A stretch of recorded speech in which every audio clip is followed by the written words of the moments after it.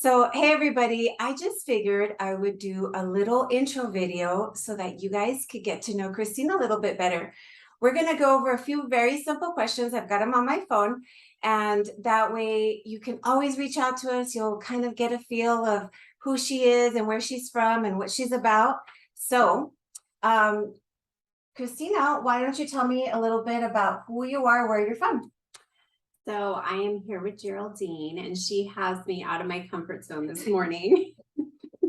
But I think that that's just an awesome thing about Geraldine because she pushes me out of my comfort zone, and that's what a great leader is. And you push me to be better, for sure. And so she's super comfortable out here because she teaches. She actually is one of the few Keller Williams agents that leads the team in teaching and instructing. And so anyhow, I just wanted to share that because that's her gift. And so I'm going to be stretched here this morning with you. So where are you from? So I'm here from El Paso. I grew up raised here on the east side, even though now it feels more like central.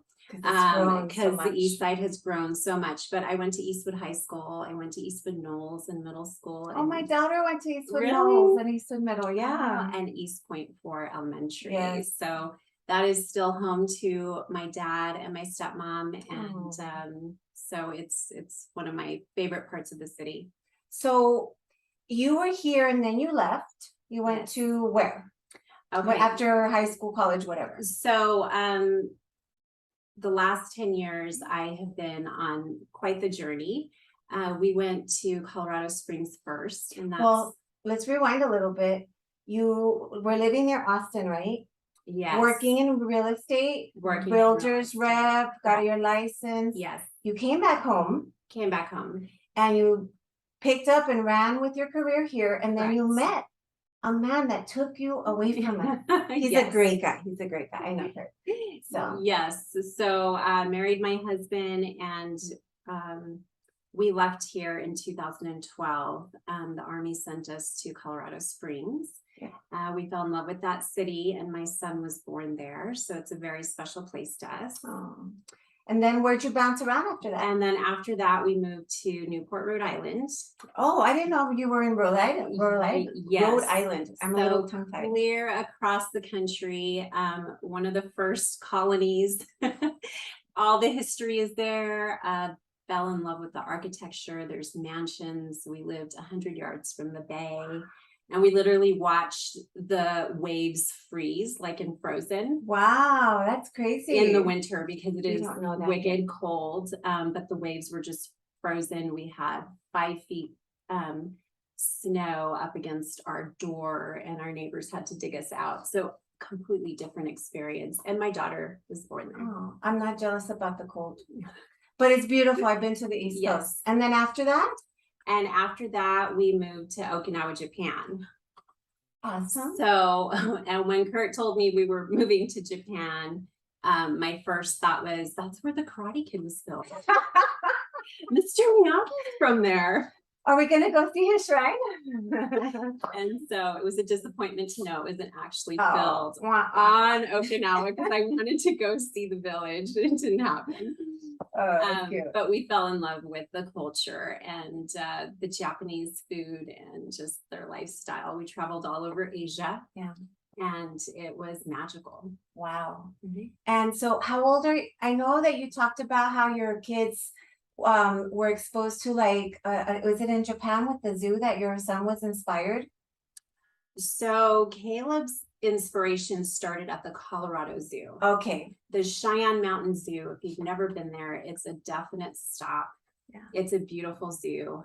You can feed the giraffes and that's where he found his love for animals. Yeah. So her kids are adorable. And if you wind up coming to us and working with us, you'll get to know us a little better. But she's got 2 beautiful children.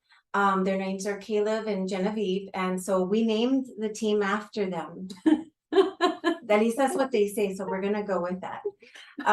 And my kids saw the logo and without telling them Geraldine's last name, Kriegbaum, they said, wow, Mom, you name the team after us because it's Genevieve and Caleb. Yes. G and a That's K. very cute. And yeah. Yeah. So, so then after Japan, you came here? So after Japan, we moved to Alabama. We moved to Huntsville, Alabama, and Alabama was just a slower paced life. Being in the South, a magical time, the weather, and we really, it's one of those cities that we always think back on. That could be a place we could live forever. Oh, that's awesome. And so, but even when you left El Paso, you were a transaction coordinator, so you handled paperwork. You finished out a bunch of the transactions you had because she has raving fans, guys. She's, she brought Buffini to El Paso, which is a system that a lot of realtors use that really focuses on client care and keeping in touch and all of that. So she introduced that to El Paso. We had a little circle, including Dora, if you're out there watching. Hello. We just signed a contract with her. And then, a lot of the other agents in El Paso learned after that, like they branched out from us. So, she did that. You also worked loans, right? You processed loans. I did loan processing and I did contract coordinating, and all of that kind of, I was able to do that until we left to Japan. And then once we left to Japan, the time difference was 18 hours. So I had to let all of that go. And we also own property. And so our investments, I had to hand those off to property managers as, the time difference just was you're not a vampire. Right. Yeah. Exactly. Yeah. Exactly. But then once I started getting involved with the military spouses, I did tons of volunteering. I coached CYS soccer and volunteered with the PWOC, which is a Christian group that does Bible studies. I was their financial liaison. So always kind of staying within my realm, right, where I felt comfortable serving, but found ways to get out and do different things. So, and then after Alabama, they sent you here. So after Alabama, we went to Fort Knox, Kentucky. Wow, you've been all over the place. We really have 6 stops in the last 10 years. Oh my gosh. And God bless military spouses. And let me tell you, I've dealt with a lot of military families. And so I've just got to wonder and like have so much respect for military spouses because you are tied to wherever the government sends your spouse. Correct. So they just make the best of it. But after Kentucky, you came here? After Kentucky, we came here. Okay, finally, because I was getting tired of wondering what locations you've been at. I'm just kidding. So when you came back, I was so happy to hear that you were back. And then you approached me and I thought, oh my gosh, I've been approached by many people over the years about forming a team. I've always been hesitant because I don't want to just, be lackadaisical and like just stumble into it. I wanted to do it right. So when you approached me, I was like, if anybody, it's her. Because I wanted to be you when I grew up, when you first came to El Paso. But of course, life took you in other directions, and now you're back and you're wanting to get back into real estate. And what is it that you love about real estate? So the thing I love most about real estate is the relationships that you build while you're in this very intense period of looking and searching for the perfect home. It's stressful. But I love the challenges. I love figuring it out and putting the pieces together and making it seamless for buyers and sellers. So yeah, it's definitely a great career for problem solvers. Yes. Yeah. And what is it that you miss the most? Miss the most about real estate or El Paso? Either one. So El Paso, I would say the family. Yeah. Of course, my family is here. My grandmother will be 92 this year. Oh my gosh. And so getting to spend time, my kids have a little bit of culture from all over the world. Yeah. But it's really special for me to have them here and to have this culture. Yeah, got it. Okay. So give me a great example of one of your craziest or funnest or wackiest real estate experiences. So I don't know that I have a totally wacky or experience. fun or Fun. Let's see. I don't know. I guess for me, it's always just finding the needle in the haystack. Yeah. You know, putting with a client giving you these expectations that you think aren't doable. And then you watch God work and you put in the time. You pull the rabbit out of the hat. And it happens. Yeah. And that's a really cool process. Yeah. I love getting to closing and then seeing my clients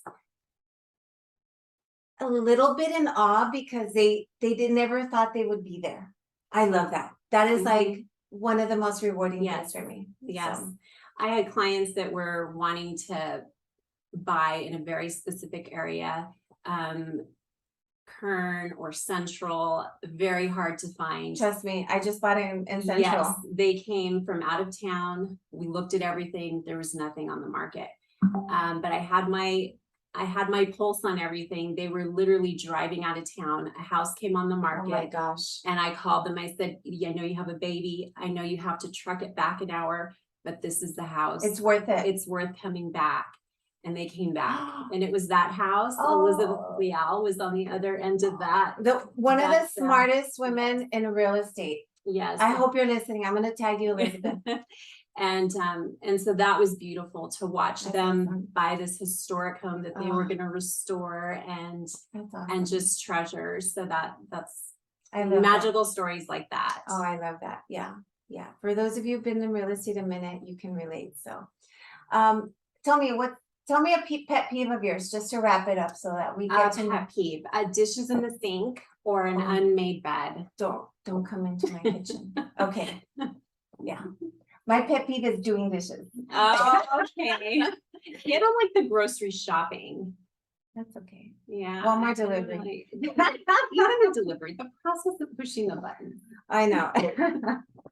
Well, sounds good. Thank you so much for joining us. I know that you were a little like, oh, do I really have to do this? But thank you so much. I think people get a great insight as to who you are and what you're about. And I want to just thank you. Thank you. And who we are together. We have a lot of fun. All right. Have a great day, everybody. I'll talk to you all later. Bye. Little reminder that my business is based on referrals. Without wonderful people such as yourself, I could not keep my business running. So if you happen to know of anybody, friend, family, coworker, neighbor that is interested in buying, selling, or investing in real estate, I would love to give them the best level of personal care. Thanks so much. Feel free to reach out, text, email, or call me. Thanks. Bye-bye.